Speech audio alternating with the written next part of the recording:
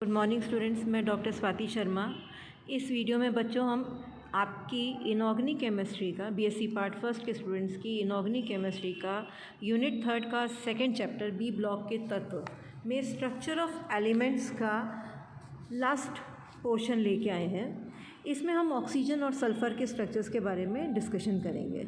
बच्चों, ऑक्सीजन और सल्फ़र का जो स्ट्रक्चर है, इसकी जो संरचना है, वो मुख्य तौर पर इस बात पर निर्भर करती है कि इनकी श्रृंखलन प्रवृत्ति कितनी है।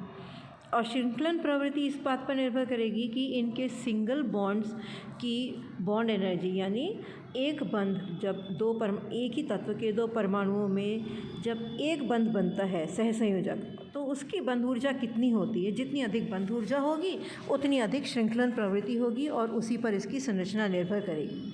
तो यहाँ पर हम देखते हैं ऑक्सीजन और सल्फ़र का अगर हम तुलनात्मक अध्ययन करें तो हम देखेंगे कि ऑक्सीजन की जो बंध ऊर्जा है, इसमें जो सिंगल बॉन्ड एनर्जी है उसके मुकाबले डबल बॉन्ड की जो एनर्जी वो कहीं ज़्यादा है।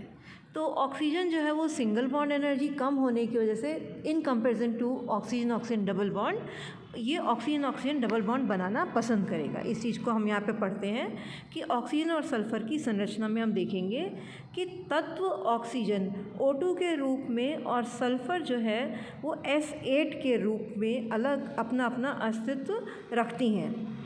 इसके पीछे के कारण ये है कि ऑक्सीजन सिंगल बॉन्ड के मुकाबले ऑक्सीजन डबल बॉन्ड की एनर्जी बहुत ज़्यादा है और सल्फ़र सिंगल बॉन्ड के मुकाबले सल्फ़र डबल बॉन्ड की एनर्जी अधिक नहीं है। ऑक्सीजन द्विबंध ऑक्सीजन O2 की बंध ऊर्जा ऑक्सीजन एकल बंध O सिंगल बॉन्ड O की बंध ऊर्जा से अत्यधिक अधिक होती है, यानी वो बहुत ज़्यादा होती है, डबल से ज़्यादा। ऑक्सीजन डबल बॉन्ड की बॉन्ड ऊर्जा जो है, बॉन्ड एनर्जी जो है वो है 498 किलो जूल पर मोल। यहाँ पे आप पढ़ेंगे 498 किलो जूल पर मोल, ना कि 498 किलो जूल। ये जो ऊर्जाएं हैं, बंध ऊर्जाएं, वो हम प्रति मोल पर लेते हैं। ये मॉलिक्यूल की नहीं है, एक मॉलिक्यूल की नहीं है, ये एक मोल मॉलिक्यूल की है। तो आप पढ़ेंगे बंध ऊर्जा 498 किलो जूल पर मोल है, जबकि ऑक्सीजन सिंगल बॉन्ड की बॉन्ड एनर्जी 142 किलो जूल होती है। ठीक है, परंतु सल्फ़र द्विबंध की ऊर्जा जो है वो 431 किलो जूल पर मोल है। ऑक्सीजन डबल बॉन्ड की कितनी थी? 498। सल्फ़र डबल बॉन्ड की कितनी है? 431। जबकि सल्फ़र एकल बंध की ऊर्जा जो है वो 264 किलो जूल पर मोल है। सल्फ़र सिंगल बॉन्ड की बॉन्ड एनर्जी को अगर हम 2 से मल्टीप्लाई करेंगे तो 528 आएगा। यानी अगर सल्फ़र डबल बॉन्ड 264 का डबल भी होता तो उसको 528 होना चाहिए था, जबकि वो है सिर्फ 431 किलो जूल प्रति मोल। इसी वजह से क्या होता है कि ऑक्सीजन तत्व ऑक्सीजन एकल बंध में न रहकर डबल बॉन्ड बना करके स्थायी अणु बना लेता है, और सल्फ़र एकल बंध जो है वो अधिक स्थायी है ऑक्सीजन एकल बंध के मुकाबले। तो सल्फ़र में कैटिनेशन या श्रृंखलन की प्रवृत्ति अधिक दिखाई देगी और वो S2 तक सीमित न होकर के कुछ और बनाएगा, कुछ वृहत बड़ा बनाएगा। अब कितना बड़ा बनाएगा वो हम देखते हैं कि सल्फ़र जो है वो S8 के रूप में स्थायी अणु बनाता है, जबकि ऑक्सीजन O2 के रूप में। तो यहाँ देखिए, ऑक्सीजन अणु O2 की अपेक्षा अस्थायी श्रृंखलन होता है, O का अस्थायी श्रृंखलन होता है, तो O2 स्थायी होता है। तो हमको प्रकृति में ऑक्सीजन जो है वो डाई एटॉमिक मॉलिक्यूल, द्विपरमाणु अणु के रूप में स्थायी अणु मिलता है। आप सब परिचित हैं भली भांति कि हमें एटमॉस्फेयर में ऑक्सीजन जो है वो किस रूप में मिलती है? O2 के रूप में, है ना। Diatomic molecule O2 oxygen gas से आप बहुत अच्छी तरह परिचित हैं, जो हमारी प्राणवायु है। साथ में ओजोन भी होती है, उसके बारे में हम अलग से पढ़ेंगे। O3, इसका श्रृंखलन इतना ही हो सकता है, O3 हमें मिलती है। पर सल्फ़र जो है उसका एकल बंध कम स्थायी है ऑक्सीजन के मुकाबले सल्फ़र जो है उसका जो सिंगल बॉन्ड है वो ऑक्सीजन सिंगल बॉन्ड के मुकाबले अधिक स्थायी है। तो सल्फ़र सल्फ़र अणु की अपेक्षा स्थायी श्रृंखलित S श्रृंखलाएँ S8 बनती हैं, यानी 8 सल्फ़र परमाणुओं का श्रृंखलन हो जाता है। अतः सामान्य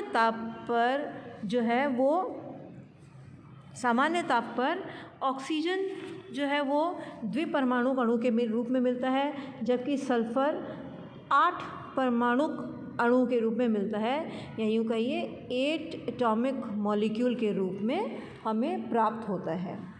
यहाँ तक समझ में आ गया होगा। तो सामान्य ताप पर ऑक्सीजन गैस है, जबकि सल्फ़र क्या है, 8 एटॉमिक मॉलिक्यूल, गैस होने की संभावना तो है ही नहीं, तो सल्फ़र क्या है, ठोस है। सामान्य ताप पर ऑक्सीजन गैस है जबकि सल्फ़र ठोस है, इसका जवाब मांगा जाए तो आप क्या क्या बताएंगे? ये एक सवाल आ सकता है। इसमें आपको कंपेयर करनी है ऑक्सीजन सिंगल बॉन्ड की एनर्जी, सल्फ़र सिंगल बॉन्ड की एनर्जी, ऑक्सीजन डबल बॉन्ड की एनर्जी, सल्फ़र डबल बॉन्ड की एनर्जी। और सल्फ़र सिंगल बॉन्ड की एनर्जी अधिक होना, स्थायी होना श्रृंखलन का कारण होता है, और ये S8 मॉलिक्यूल बनाता है। ये आपको जवाब देना होगा। अब इस चित्र में देखिए S8 अणु की संरचना जो है वो क्राउन अर्थात मुकुट की संरचना होती है। इस संरचना को हम डिस्कस करेंगे। इसको ड्रॉ करने का बहुत सरल तरीका है। आपको 4 गोले एक ही लाइन में ऊपर बनाने हैं, वो उस मुकुट का ऊपरी हिस्सा है। इन चारों ऑक्सीजन एटम्स के बीच में आपको 4 ऑक्सीजन एटम्स और बनाने हैं। पहला ऑक्सीजन एटम, फिर पहला सल्फ़र एटम पहले और दूसरे सल्फ़र एटम के बीच में, नीचे का दूसरा सल्फ़र एटम पहले सल्फ़र एटम की अपेक्षा थोड़ा सा ऊंचाई पर बनाया हुआ है, और वो दूसरे सल्फ़र एटम से तिरछी लाइन से जुड़ा हुआ है, स्लाइटली टिल्टेड, मतलब हल्का सा ठीक लाइन में ना होकर के हल्का सा राइट हैंड पे है। फिर तीसरा सल्फ़र एटम ऊपर वाले तीसरे एटम से हल्का सा लेफ़्ट हैंड साइड पे है। उसी तरह से नीचे की लाइन का चौथा सल्फ़र एटम, पहला और तीसरा नीचे है, दूसरा और चौथा सल्फ़र एटम थोड़ा सा ऊपर है नीचे की लाइन का, और चौथा सल्फ़र एटम ऊपर वाले सल्फ़र एटम से थोड़ा सा लेफ़्ट हैंड साइड में है। ठीक है। अब इन सबको आप आपस में दिए गए चित्र अनुसार जोड़ेंगे तो ये मुकुट जैसी संरचना बन जाएगी, जो कि S8 मॉलिक्यूल की संरचना है, और इसको हम क्राउन स्ट्रक्चर कहते हैं। Is that clear?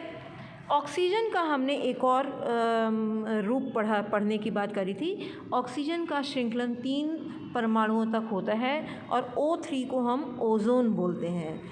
ओजोन जो है वो ऑक्सीजन का एक अपरूप है। ऑक्सीजन एटम, ऑक्सीजन मॉलिक्यूल और ऑक्सीजन ट्राइएटॉमिक ऑक्सीजन, जिसको हम ओजोन बोलते हैं।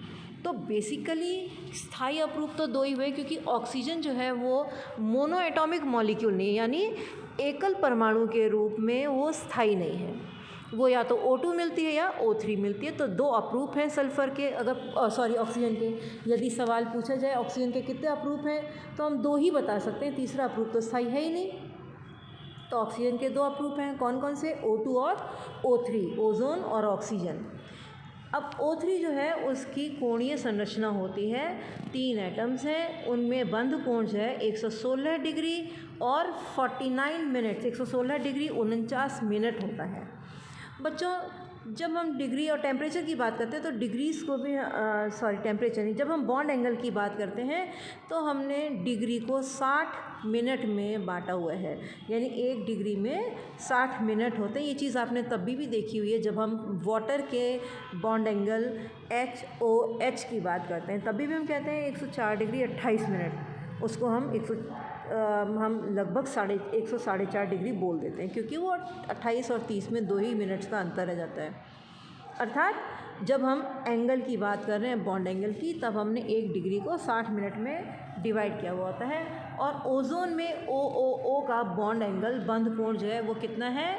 116 डिग्री 49 मिनट। दोनों ऑक्सीजन बॉन्ड्स की, यानी OOO, दोनों ऑक्सीजन बॉन्ड्स की बंध दूरी जो है वो एक समान है।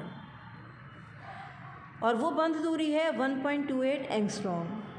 एक समान बंध दूरी हमें इंगित करती इस ओर कि ये ऑक्सीजन जो ओज़ोन है, अगर हम ऑक्सीजन का देखते हैं तो ऑक्सीजन में 6 बाह्यतम इलेक्ट्रॉन होते हैं, वो ऑक्सीजन एक ही डबल बॉन्ड बना सकती है।